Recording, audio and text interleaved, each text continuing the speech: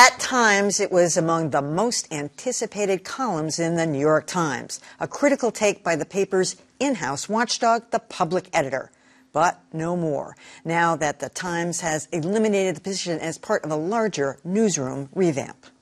It had an ignominious start. In the wake of the Jason Blair fabrication scandal, the New York Times created the public editor as one of several reforms.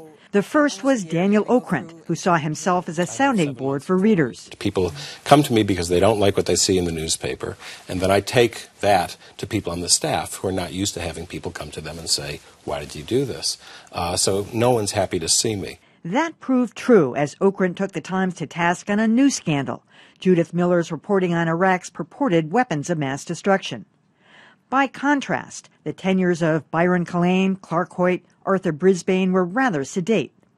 Margaret Sullivan reinvigorated the role, pillaring the newsroom's addiction to anonymous sources and, one of my favorites, the monocle meter, calling out bogus trend stories, such as monocles becoming a hot fashion accessory. The sixth and final public editor, Liz Spade, has served less than a year. She departs this week. And that's a shame, says Daniel Okrent, who tells Beat the Press, I also understand. These are tough times for newspapers. I just hope the paper's enemies won't use this against it. Or regular readers, for that matter. I'm really bummed about this. I actually loved that column, and it's had its ups and downs. I think Liz Spade was probably the weakest one they've had in a while. I thought Margaret Sullivan was terrific. My favorite Trend of One story, by the way, was front page story about people having rats as pets so they could race them in the alleys. That just isn't true. That's one person. Same as the monocle thing. But you know, they also went so far as to say, oh, well, the Internet will be our new ombudsman. What are you talking about? That's the Wild West. It's a sewer. You're not going to have people tweeting and going on. That's not going to work. And one of the good things about it, as Dan Okrent said, they had interaction with they could go right up to the reporter who had done the story. And, yeah, nobody did want to see him coming. But that's not going to happen over the Internet. No, and this really is the end of an era, because you can go back to 1970 when the Washington Post became the first really big newspaper to have an ombudsman. And during the 70s, 80s, 90s, it became typical for many large news organizations to have ombudsmen, and they've been dropping away. The Washington Post got rid of theirs a few years ago. The Times was late to the scene. They were one of the last to add one, and the Post doesn't have one anymore. The Boston Globe doesn't have one anymore.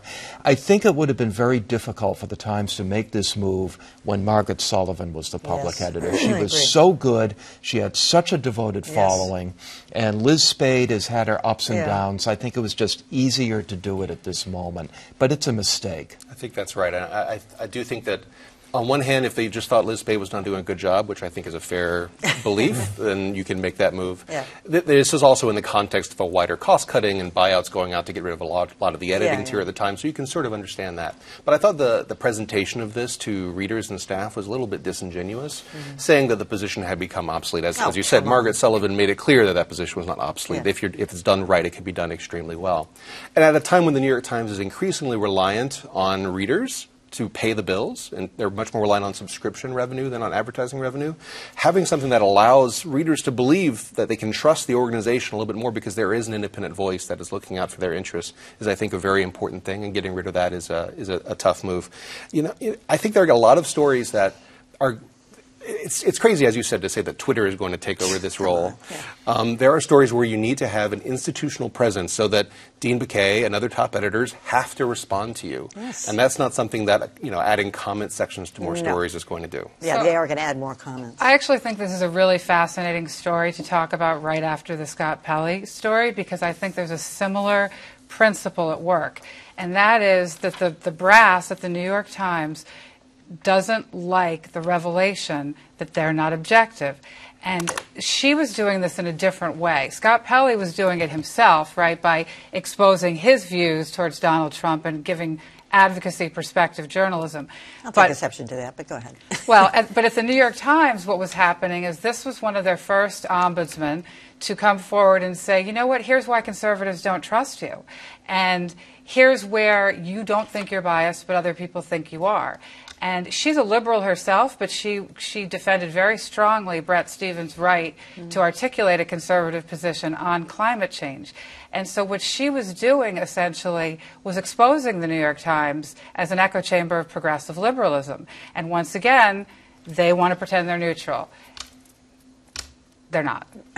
Well, I saw this as, and you pointed this out, as it's part of this broader cut in newsrooms of editors, and I think that's what I find a little troubling because, yes, they want to bring on more reporters in order to chase down more stories, but oftentimes, we think of editors as, those are the first ones that can be cut. We can't lose reporters, but we can cut editors, and they think of them as just people who are going to correct, grammar and those kinds of things. But they play a much more important role. There've been many times that, and it's a little different in the papers than in broadcasting, many times when I've been kept from making a big mistake because there was an editor who really understood my style and the nuance of the story and could point something out that someone just looking for a comma or a period or some other grammatical mistake would not have caught. And I think a lot of times papers are just quick to cut those positions and say, we'll just pile that on to some other editors and they can deal with it. And they're so swamped already that some important facts and some big mistakes potentially could be made in the process. Well, in theory at least, the Times is over-edited. They have layers and layers of editors that nobody else has. And maybe it might serve the audience better if they have more reporters and fewer editors. In practice, it sounds like a great subject for the public editor, doesn't it? And now they're not going to have one to weigh in on that. That's true.